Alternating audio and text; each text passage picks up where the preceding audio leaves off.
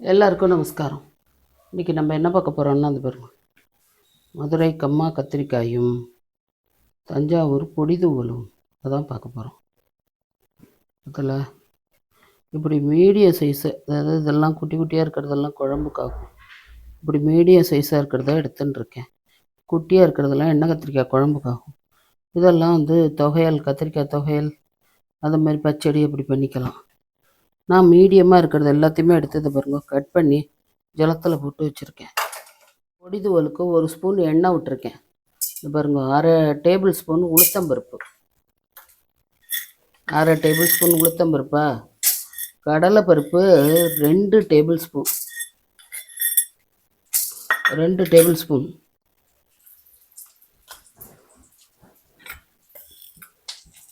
கொத்தமல்லி விதை, அதுவும் 2 டேபிள் ஸ்பூன். அது துக்க போட்டோம்ல கடலைப்பருப்பு, அந்த அளவுக்கு இல்லை. இது கொஞ்சம் தலை தட்டின மாதிரி 2 டேபிள் ஸ்பூன் கொத்தமல்லி விதை. அப்புறம் இது பாருங்க, மிளகாத்தூள் 1. நீங்கள் வேணுன்னா 2 போட்டுக்கோங்க. ஒரு தேங்காய் முடி, சின்ன சைஸ் தேங்காய் முடி துருவி வச்சுட்டுருக்கேன்.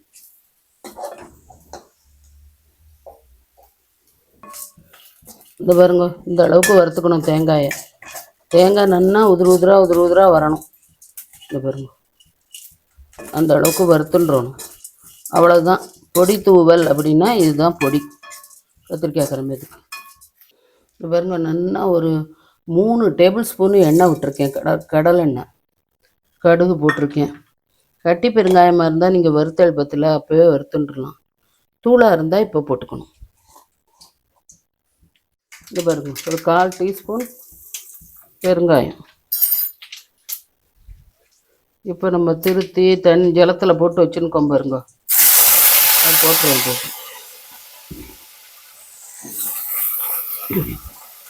இது ஒரு 1/2 கிலோ கத்திரிக்காய். இப்படி நீளமாக திருத்தி வச்சிட்ருக்கு. இதெல்லாம் இப்படி கருப்பாக இருக்குது பத்தில். இதிலெல்லாம் அயன் சத்து இருக்கும், அதனால தான் இப்படி இருக்குது பாருங்க. கத்திரிக்காய் கர்ப்பப்பைக்கு ரொம்ப முக்கியமான மருந்து. நிறைய பேருக்கு கத்திரிக்காய் ரொம்ப பிடிச்சிருக்கும்பா. நிறைய பேர் அதே அளவுக்கு கத்திரிக்காய் பிடிக்கவே இல்லைம்பா. இப்படி விதவிதமாக பண்ணி கொடுங்க. எந்த விதத்தில் பிடிக்கிறதோ அந்த விதத்தில் சாப்பிட்றது. கத்திரிக்காய் உடம்புக்கு ரொம்ப முக்கியமான மருந்து.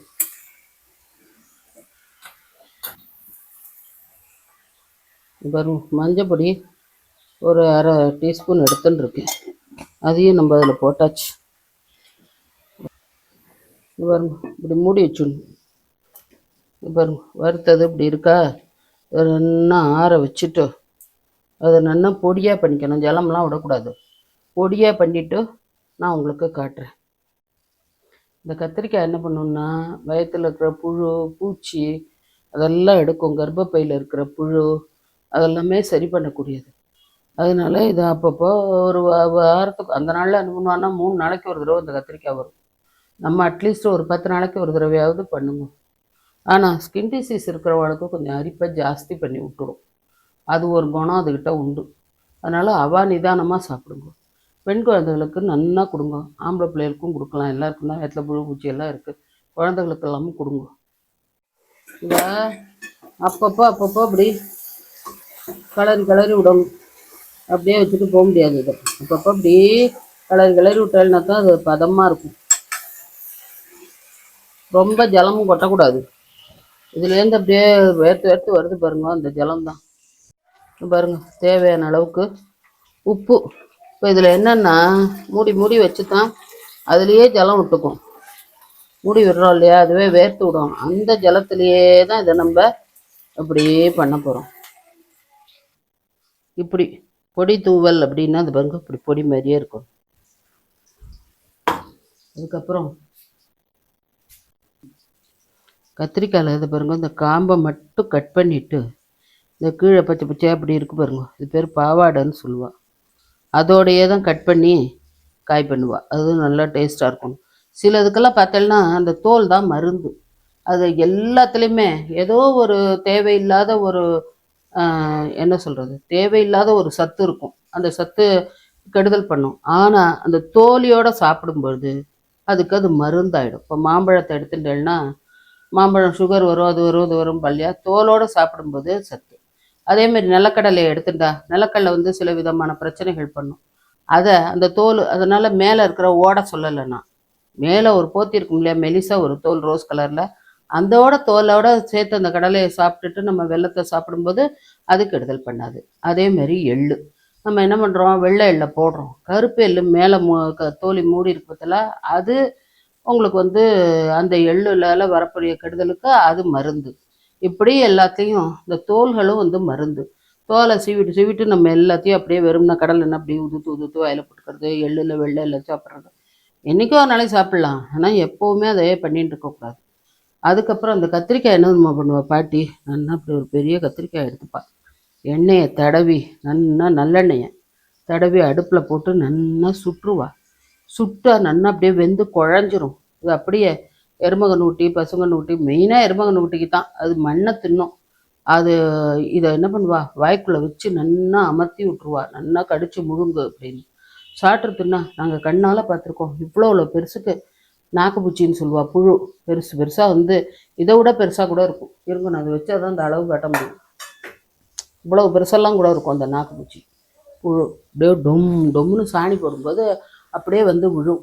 அது கண்ணால் நாங்கள் பார்த்துருக்கோம். பாட்டி அதை எருமகன்று குட்டிக்கு அப்படித்தான் கொடுப்பா. அதனால இது சாப்பிட்றது நல்லது. இதை கொடுக்கும்போது இப்போல்லாம் நம்ம அதெல்லாம் குழந்தையெல்லாம் போகும்போதெல்லாம் பார்க்குறதெல்லாம் இல்லை, ஒன்றும் இல்லை. ஆனால் நாங்கள் எருமகன்று குட்டிக்கும் பார்த்துருக்கோம். என்ன பண்ணுவா, கத்திரிக்காயை நல்லா சுட்டு கொடுத்துட்டு இந்த உட்வர்ட்ஸ் கிரைப் வாட்டர் பாட்டில் வருது பற்றில, அந்த பாட்டிலுக்கு அந்த காலத்தில் 15 பைசாவுக்கு ஒரு ரப்பர் விற்கும். இந்த பாட்டிலுக்குள்ளே நல்லா ஆற வச்சு ஒரு டம்ளர் காப்பியை குத்தி இந்த ரப்பரை போட்டு எங்கள்கிட்ட கொடுத்துருவா. அதை கொண்டு போய் எருமகன்று குட்டி கொடுத்தா நல்லா சப்பு கொட்டி சாப்பிடும். அது என்னென்னா அந்த காப்பியை சாப்பிட்டோன்னா எல்லாம் வயத்தை கலக்கிக்கிட்டு வந்து போகும் அது. அது அப்புறம் அதனால என்னென்னா காலம்புரை காப்பி கலந்தோம்னா மேனு கத்தும், காப்பி கொடு காப்பி கொடு அப்படின்னு கேட்கும் அந்த எருமகன்று குட்டி. அதுக்கு வாய்க்கூடுன்னு இப்படி ஒன்று இருக்கும், அந்த வாய்க்கூட்டை தான் போட்டு வச்சுருப்பா. அது பால் சாப்பிடும்போது வாய்க்கூடை எடுத்துருவா. முழுக்க பாலை மாட்டில் கறக்க மாட்டான். நம்ம இடத்துல நிறைய மாடு இருந்தது. கண்ணுக்குட்டிக்கு அப்படின்னு சொல்லிட்டு அப்படியே விட்டுருவா, ஒரு காம்பு 1.5 காம்பு விட்டுருவா. அதை பாலை சாப்பிட்டுன்னு விட்டுருக்கம்மா, நடுவில் போய் மண்ணை கபக்குன்னு சாப்பிடுவது. மண்ணை சாப்பிட்டா அந்த மண்ணை என்ன ஆகிடும்னா புழு வச்சிரும் வயத்துக்குள்ளே. அதனால வாய்க்கு கூடு போடுவா. நம்ம குழந்தைகள்லாம் மண்ணை சாப்பிட்றோம், சிலதெல்லாம் சாப்பிட்டு அதுகளுக்கெல்லாம் வயத்தில் பிரச்சனை வருதுன்னா என்ன தெரியுமா பண்ணுவா, கண்ணுக்குட்டி பசுங்கன்னுக்குட்டி இருக்கிறதுல அதோட சாணியை நல்லா கரைச்சி நல்லா வடிகட்டிட்டு அதை கொடுப்பா. பார்த்தா அப்படியே மண்ணு மண்ணாக போகும் அந்த குழந்தை, கரகரன்னு மண்ணாக வந்து போகும். அப்படியெல்லாம் மருத்துவம், கை மருத்துவங்கள். குழந்தைகள் சாப்பிட்றதெல்லாம் மண்ணு. இந்த பாருங்க எப்படி தண்ணி விட்டுக்கிறது பார்த்தல, இப்படித்தான். சொல்லுமா. குழந்தைகள் சாப்பிட்ற மண்ணுக்கு இதே மாதிரி நல்லா கத்திரிக்காயை சுட்டுட்டு அதுக்கு வயலையும் குடிக்கலாமா? பச்சை குழந்தைமா, அது கொடுக்கலாம், கத்திரிக்காயும் கொடுக்கலாம், தப்பு இல்லை. ஆனால் அவ்வளோ பெருசெல்லாம் கொடுக்கக்கூடாது குழந்தைகளுக்கெல்லாம். நம்ம அப்படி ஒன்று. ஆனால் அந்த மண் வயத்தில் இருந்தால் அந்த நல்ல கட்டிவின்னு சொல்லுவாள், கட்டி வந்துடுத்தோ கட்டி டாக்டரை போய் பார்க்குறோம் அப்படின்னு சொல்லி கட்டி டாக்டரெல்லாம் பார்ப்பா. அந்த நாளில் அந்த கட்டிக்கு அந்த கண்ணுக்குட்டி சாணியை கரைச்ச ஜலம்தான் மருந்துன்னு பாட்டி சொல்லுவாள். அது வயத்துக்குள்ளே இருக்கிற மண்ணை பூரா வெளியில் எடுத்துரும் அப்படின்னு சொல்லுவாள். கத்திரிக்காய் கொஞ்சம் வளர்ந்தவனுக்கு இதை பற்றி பார்த்து எனக்கு சொல்லலை, எனக்கு தெரியாது. கண்ணுக்குட்டிக்கு தான் இதை கொடுப்போம். இப்போ எனக்கு இன்னொரு டவுட்டு, கத்திரிக்காய் சாப்பிட்டா இன்னும் பல்லு கத்து போய்டுன்னு சொல்கிறாரு, அது என்ன? பச்சை கத்திரிக்காய் தோறுக்கு பேர். பச்சையா என்ன பண்ணுவான்னா வெண்டைக்காய் சாப்பிடுவா, கோஸு சாப்பிடுவா, எல்லா காயுமே பச்சையாக பீட்ரூட்டு எல்லாத்தையும் பச்சையாக எடுத்து கடிச்சு சாப்பிடுவா. அதனால மெயினாக எங்களுக்கெல்லாம் வெண்டைக்காய் பச்சையாக கொடுப்பா. நாங்கள்லாம் அதை சாப்பிட்ருக்கோம். அப்படி வெண்டைக்காய் சாப்பிட்லாம், கொத்தவரங்காயுமே பச்சையாக சாப்பிடுவோம், அப்படியே பிஞ்சு பிஞ்சாக சாப்பிடுவோம். அப்படியே இந்த கத்திரிக்காயை பச்சையாக சாப்பிடக்கூடாது. இது சாப்பிட்டா பல்லு சொத்தையாக போயிடும். பச்சையாக சாப்பிட்டா அப்படியே வேக வைக்காமல் பச்சையாக சாப்பிடும்போது பல்லு கருத்து போயிடும், பல்லு வந்து சொத்த பல்லாக போயிடும்பா, சொத்த பல் வந்துடும். கத்திரிக்காயை வேக வச்சு தான் சாப்பிடணும். அதேமாரி இந்த பாருங்க இப்படி சிம்மில் வச்சு தான் பண்ணணும். நம்ம அவசரத்துக்கு இதை பண்ணோம்னா வீணாக போயிடும். இப்போ இதுக்கு தேவையான அளவுக்கு ஜலம் கிடச்சிருக்கு பத்தில். இனிமேல் வந்து இதை மூடக்கூடாது. ரெண்டாவது போட்டு முடக்கணும் அவசரத்துக்குள்ள இதை கிளறக்கூடாது. நிதானமாக அப்படி இது பாருங்க அப்படி கிளறணும். இப்போ இதுக்கு தேவையான அளவுக்கு ஜலம் கிடச்சிருக்கு, இன்னுமே மூட வேண்டாம். மூடினா ரொம்ப குழகுழன்னு போயிடும். இதுவே நான் ஒரு ஸ்டெப்பு கூட போயிடுத்து வச்சுட்டு இப்படி அந்த பக்கம் போனால் என்ன ஆகும், ஒரு ஸ்டெப்பு கூட போயிடுத்து.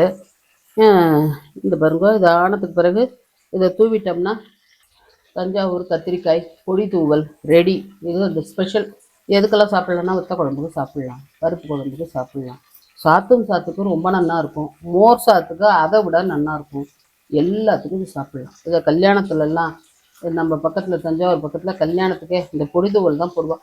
அதாவது கல்யாணத்தில் கத்திரிக்காய் பொடிதூவல் போட்டிருந்தா அப்படின்னு சொல்லுவா. அந்த அளவுக்கு கல்யாணத்துல போட்டிருந்தா அப்படி பத்தில் இவ கல்யாணத்துக்கே போட்டிருந்தாலாம். ஏன்னா நமக்கு அங்கே கேட்ரிங் பண்ண வந்தா இல்லையா, அவள் வந்து ஜெயாக்கான்னு சொல்லிட்டு உப்ளியப்பன் கோவில் நம்ம பக்கம்தான், அதனால போட்டிருப்பா. அந்த பக்கத்தில் இது ரொம்ப ஸ்பெஷல். இந்த பக்கம் வந்து உருளைக்கிழங்கு ஸ்பெஷலாக போடுறா பக்கத்தில் நம்ம மதுரை பக்கம்லாம்.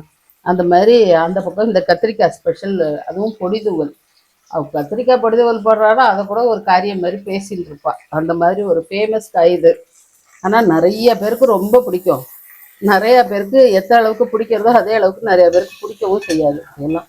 ஆனால் இதை வந்து நீங்கள் சாதத்தில் பிசைஞ்சு சாப்பிட்டாலும் நல்லா இருக்கும். வெறும் வதக்கல்னா என்ன தெரியுமா பண்ணுவா, இதில் அப்படியே காரப்பொடியை போட்டு முடிச்சு எடுத்து வச்சுருவா. அது வெறும் வதக்கல். இந்த மாதிரி பொடிதூவல் பண்ணி போடுவா, அது ஒரு விதமான வதக்கல்.